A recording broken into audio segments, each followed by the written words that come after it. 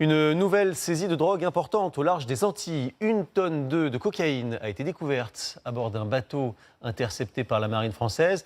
Et depuis le début de l'année, ce genre de prise se multiplie. On en est déjà à 2 fois plus que sur l'ensemble de l'année dernière. Martin Falaiseau, Nathalie Laurent et Paul Mulders nous expliquent pourquoi les quantités ont tant augmenté. C'est plus d'1 tonne de cocaïne que l'armée française vient de retrouver au large de la Martinique. La drogue était stockée sur ce voilier qui s'apprêtait à rejoindre l'Europe. C'est une intervention qui a été effectuée de nuit à l'aide d'embarcations rapides. C'est une sorte d'assaut qu'on a été mené sur ce bateau pour surprendre les narcotrafiquants et de façon à ce qu'ils évitent de rejeter leur cargaison à la mer. Cette opération a pu être menée sur la base d'un renseignement, tout comme en mai dernier, lorsque ces militaires arraisonnent ce navire. Ils interpellent ses 5 occupants et mettent la main sur plus de 1400 kilos de poudre blanche.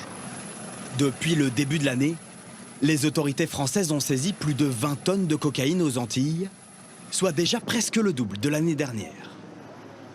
Les saisies augmentent en fréquence et en volume. Pour quelles raisons les trafiquants passent-ils davantage par les Antilles ?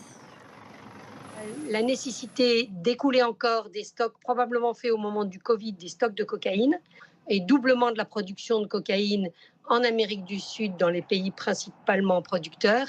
Et enfin, fermeture relative du marché américain à la cocaïne en raison de la vogue des drogues de synthèse dans ce pays. Les narcotrafiquants cherchent donc de nouveaux marchés et se tournent vers l'Europe. Avec l'explosion du trafic maritime, les quantités de cocaïne interceptées par les autorités françaises ont été multipliées par 5 en 10 ans.